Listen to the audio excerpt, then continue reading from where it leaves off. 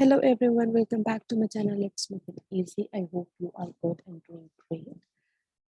So in this video, we are going to cover the leftover stanzas of the Fable, the Ant and the Cricket. Those who haven't watched my first video, please go and watch the first video of the Ant and the Cricket because we have already covered the starting stanzas in that video. So let's continue with the further stanzas. Save the ant to the cricket. I am your servant and friend. But we ants never borrow, we ants never lend. But tell me, dear cricket, did you lay nothing by when the weather was warm? Quoth the cricket, not I. Now, what was happening is, okay, we have started that, the winter has come and the cricket has not saved anything and not stored any food. Then he pay a visit to the ant and says the ant that I am your friend and please lend me with some food so that I could survive. Now what happened was the ant feels sorry for the cricket, but he tells the cricket that the ants never borrow or lend. Perhaps that is the reason that the ants are self-sufficient and need no go begging. The ant asked the cricket if he didn't put aside anything in store for the winters when there is nothing much to be found. The cricket answered in the negative way, and the ant was quite surprised and shocked. My heart was so light that I sang day and night. For all nature looked gay. You sang, sir, you say. Go then, said the ant, and dance the winter away. Thus ending, he hastily lifted the wicket, and out of the door turned the poor little cricket. Flocks call this a fable. I warrant it true. Some crickets have 4 legs and some have 2. Now, see, what was happening that the ant was quite irritated by the cricket and asked him to leave.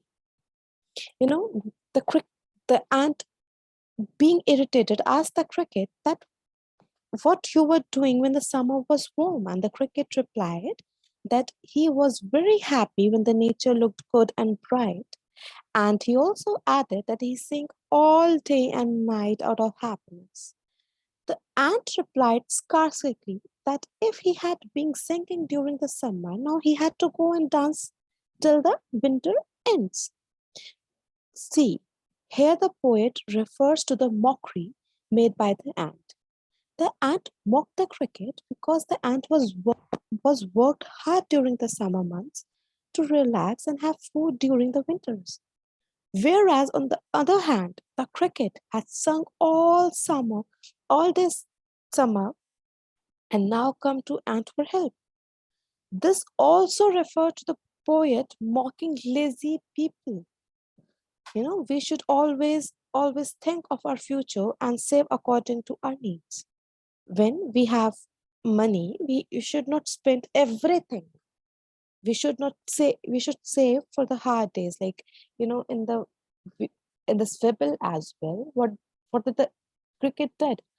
He spent it all his summer and wasted all his time, and now the winter has come, the hard time has come, but he don't have anything to eat because he had wasted all his time. So here here the poet also mocks the people because there are some lazy people who waste all their times, and they do not have anything when anything saved for the hard days. If we have a valid reason for not saving for the future, no others may show pity on us and help us out of the difficult situation. But if we enjoy happily instead of working hard, nobody will come forward to help us. This is the fact. This is the fact of the life. This happens generally. The summer and the winter may also refer to the young and old age. If we work hard during our young years and save wisely, we can live happily during the old age without asking for help from anyone. Now the ant refused to help the cricket, he quickly closed the door, a small opening in the door, and shut the cricket out of his house. The poor cricket have no choice but to leave the place. The poet says people think of the story as a fable, an imaginary story, but he feels it could not even really happen. And the moral of the story is very true that it can happen actually in real life too. It refers to the cricket in the poem as a four-legged cricket. At the very last, he has used the word. Because what is true for the four-legged cricket?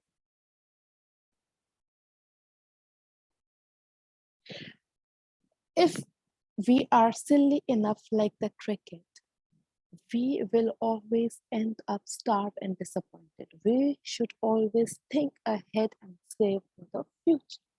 So it was a small fable which has a very beautiful moral that we should work hard to stand to save for our hard times.